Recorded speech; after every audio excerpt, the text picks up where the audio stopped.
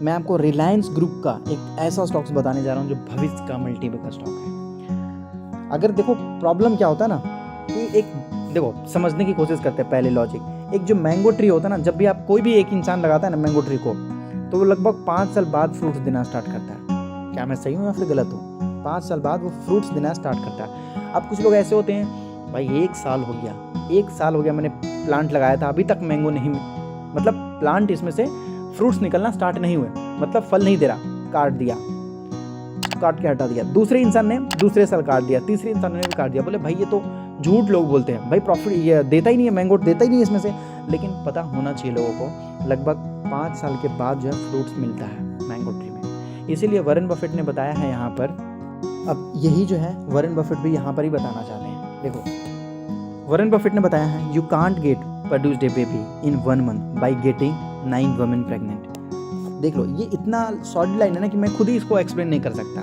मतलब बहुत इसको एक्सप्लेन करने में बहुत ज़्यादा टाइम लग जाए, बहुत ज़्यादा। और ये इतना ज़्यादा लॉजिकल है ना जो मुझे भी सही तरीके से समझ में नहीं आता है। मतलब ढुक के अंदर से मुझे भी इतना ज़्यादा नॉलेज नहीं है कि इसमें समझ में आए।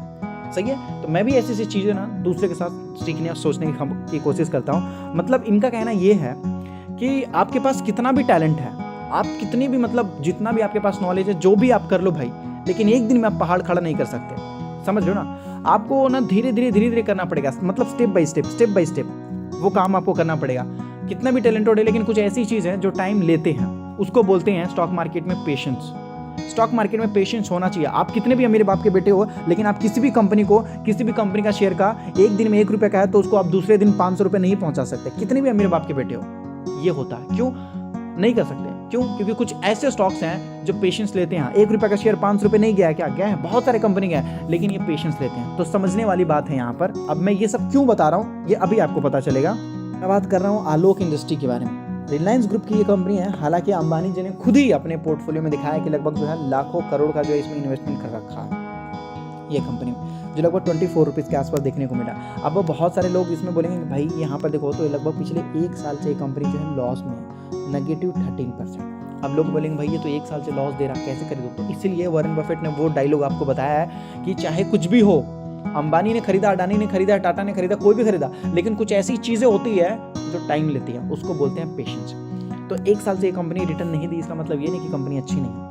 अगर इसके और पीछे चले जाते हैं, यहाँ पर कंपनी कब आई थी? 2020 में ही तो आई थी। और जिस दिन ये कंपनी भागना स्टार्ट किया था तो देख सकते हो हज़ारों % का रिटर्न स्टार्ट कर दिया था देना। देख सकते हो 900, 800, 900% का रिटर्न देना स्टार्ट कर दिया था। तो अभी ये ना कंसोलिडेट वे में चल रहा है, यहाँ पर कंसोलिडेट वे में चला। अब इसके लिए अच्छी खबर ये है कि ये टेक्सटाइल की कंपनी है।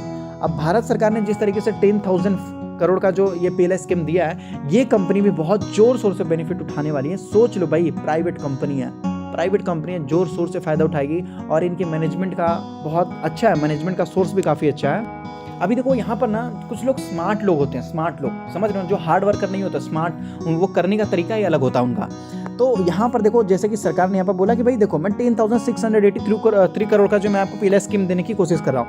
अब जो जितने भी एनालिस्ट लोग हैं ना, जितने भी एनालिस्ट हो गए, बस शुरुआत कहाँ से करते हैं भाई? बॉस से। देख सकते हो आलोक इंडस्ट्री, पहला नाम आलोक इंडस्ट्री है। हालांकि ट्राइडेंट भी है और भी बड़ी अच्छी भी कंपनी है, लेकिन पहला नाम आलोक इंडस्ट्री का टेक्सटाइल सेक्टर में। आप देख सकते हो। अब आपको लगता है कि जितने बड़े बड़े एनालिस्ट हैं उनके नज़र में आलोक इंडस्ट्री सबसे पहले क्यों आया भाई? क्यों आया? क्योंकि इनको पता है इनके जो मैनेजमेंट है ना, 1 रुपये भी आपको जो है मतलब वेस्ट होने नहीं देगी। सरकार ने अगर यहाँ पर दिया है ना बेनिफिट किसी तरीके से, तो पहले तो प्राइवेट कंपनी जोर शोर से फ़ायदा उठाएगी। गवर्नमेंट कंपनी की तो बात छोड़ो ही भाई, वो फ़ायदा उठाते हैं, कभी नहीं उठाते, उनकी मर्जी होती है, मतलब सही से काम नहीं करते हैं यहाँ पर। और बाकी यहाँ पर आपको यही बताया जा रहा, ये देखो ये सारी चीज़ों के बारे में हम ऑलरेडी डिस्कस कर चुके हैं। गवर्नमेंट ने अप्रूवल दिया है, इस वजह से स्टॉक्स भाग रहा है, यहाँ पर इंप्लॉयमेंट होने वाली है, ये सारी चीज़ों के बारे में हम ऑलरेडी पहले ही डिस्कस कर चुके हैं। अब देखो ये है रिलायंस ग्रुप का पोर्टफोलियो, जहाँ पर आपको बताया जा रहा 24 स्टॉक्स आपको देखने को मिलेंगे। लगभग 2 लाख करोड़ के आसपास जो है पोर्टफोलियो है, लगभग देख सकते हैं 1,84,000 करोड़ के आसपास है। यहाँ पर देखो तो पहली जो कंपनी यहाँ पर नज़र आती है वो आती है रिलायंस इंडस्ट्री, जो लगभग 1,75,000 करोड़ के आसपास जो है यहाँ पर पैसा डाला गया। दूसरी कंपनी देख सकते हैं आलोक इंडस्ट्री, जहाँ पर लगभग 4,956,000 करोड़ जो है यहाँ पर पैसा डाला गया, मतलब 5,000 करोड़ सोच सकते हो 5,000 करोड़।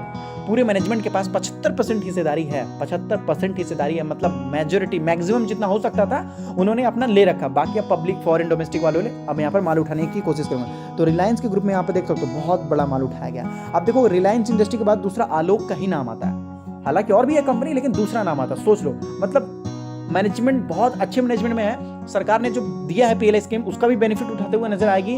और अभी कंपनी लगभग पिछले 1 साल से नहीं चली है, तो कभी भी ये भागते हुए नजर आ सकती है, कभी भी। तो ये सारी चीज़ों पर ना हमें नजर रखना चाहिए। याद रखो, देखो लोहा जब गर्म होना तभी हथौड़ा मारना, तो उसके लिए पहले आपको पता होना चाहिए कब गर्म हो रहा है कब ठंडा हो रहा है करके। तो आज देखो, आज तो बाजार में थोड़ी बहुत गिरावट थी, बाजार का मतलब है जो है आलोक इंडस्ट्री में, लेकिन फिर भी यहाँ पर देख सकते हो 33% के आसपास लोगों ने उठाने की कोशिश किया, माल उठाने की कोशिश किया। मतलब एक अच्छा डिलीवरी माना जाता है। 30% से अगर ऊपर हो तो, अगर 20% हो 15% हो तो नॉर्मल डिलीवरी हो गया। फिर लगभग ट्राइडेंट के बाद अगर आप देखोगे तो आलोक इंडस्ट्री है जो लगभग 12,000 के मार्केट कैप के आसपास है, 12,000 करोड़ के आसपास मार्केट कैप, दोनों का लगभग लमसम ऊपर नीचे, ये थोड़ा बहुत ऊपर नीचे देखने को मिलेगा। ये आलोक इंडस्ट्री है, बाकी ट्राइडेंट का भी इधर ही है। तो कंपनी अच्छी है, मैं आपको बोलूँगा कभी भी ये भागते हुए नजर आ सकती है, कभी भी अच्छे मैनेजमेंट के हाथ में भी है, मैं आपको बोलूँगा। जहाँ तक कि प्रॉफिट लॉस की बात कर लेते हैं तो ये कंपनी के देख सकते हैं, ये प्रॉफिट लॉस आपको ईयर ऑन ईयर के हिसाब से बताया जा रहा है 2013 से अभी देखते हैं 2021 के बीच में।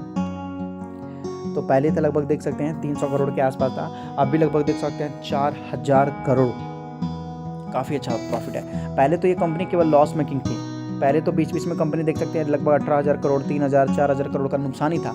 अभी ये कंपनी देख सकते हैं प्रॉफिट में आ रही है, लेकिन जब प्रॉफिट में आ रही है तो काफ़ी अच्छा प्रॉफिट में है। तो मुझे लगता है कि थोड़ा टाइम देना चाहिए, आलोक इंडस्ट्री को टाइम देना चाहिए, बेचना नहीं चाहिए। देखो रिलायंस इंडस्ट्री जो लगभग 2,500 रुपये के आसपास अभी जा चुका है, अभी पिछले 1 साल में देखो क्या वो चला था, नहीं चला, लेकिन अब अभी देखो पिछले 1 हफ्ते के आसपास अगर वर्किंग डे की बात की जाए तो देखो कितना तेज भागना स्टार्ट कर दिया था। भाई पूरे बाजार में खलबली मच जाती है जब रिलायंस चलना स्टार्ट होता है, और उसी का छोटा भाई यहाँ पर बोल सकते हैं आलोक इंडस्ट्री है। तो अगर आप आलोक को खरीदते हो तो लगभग आने वाले 5 साल या 10 साल के लिए खरीदो, ज़्यादा अच्छा रिटर्न निकाल के देगा, 1000% का रिटर्न। लेकिन अगर आप एक शॉर्ट टर्म के लिए इन्वेस्ट करना चाहते हो तो आलोक इंडस्ट्री में उतना ज़्यादा कुछ खास प्रॉफिट नहीं होने वाला।